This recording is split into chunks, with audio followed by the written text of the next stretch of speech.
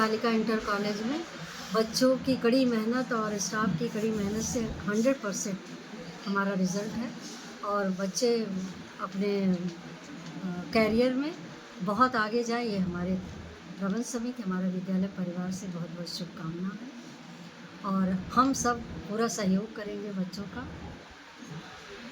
Number आए 93.33। High school में कैसे पढ़ाई का था आपका क्रम? शुरुआत से ही अच्छे से पढ़ना और रेगुलर पढ़ना, यही रहना चाहिए। कई घंटे पढ़ते थे? मैं दिन में वही 4 से 5 घंटे। पढ़ाई के दौरान जो है कभी भी क्या घबराहट वगैरह? घबराहट वगैरह नहीं, बस डिस्ट्रैक्शन से बचना है और बाकी। अच्छा, कैसे देखते स्कूल को देखकर? मैं अपने स्कूल को सारा योगदान समझना चाहूँगी अपने मम्मी पापा के लिए और अपना स्कूल और मेरा परिवार। आगे क्या भविष्य आपका? मैं डिफेंस में जाना चाहती हूँ, आर्मी में ज्वाइन करना चाहती हूँ। क्या करते हैं मम्मी पापा? मेरे पापा रोडवेज में मैकेनिक हैं और मेरी मम्मी सिलाई करती है।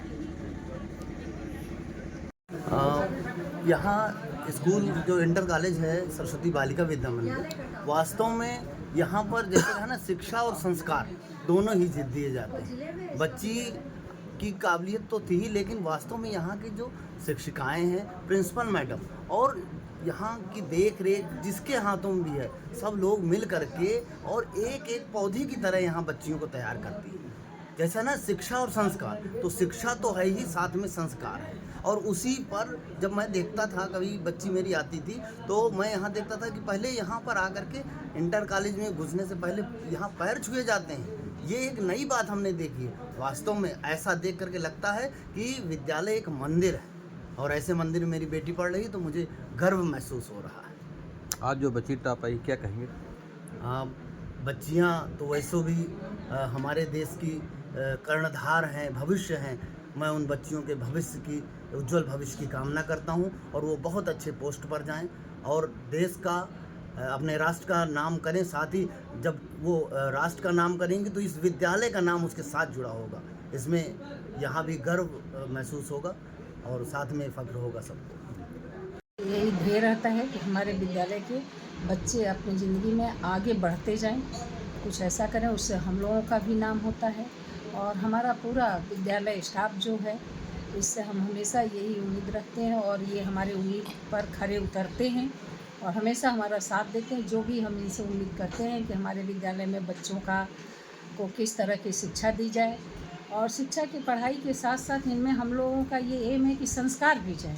जो हमारी भारतीयता से संस्कार हटता जा रहा है, पढ़ाई तो यहाँ होती ही है, पढ़ाई के उसमें हम लोग बच्चों को आगे बढ़ाते ही हैं, लेकिन उनकी ज़िंदगी में आजकल संस्कार की भी बहुत ज़रूरत है।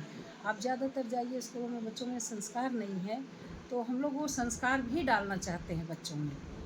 और अगर उनके अंदर संस्कार आ गया तो वो अपने संस्कार के साथ हर क्षेत्र में आगे बढ़ेंगे और ये उनका आगे बढ़ना, उनकी तरक्की।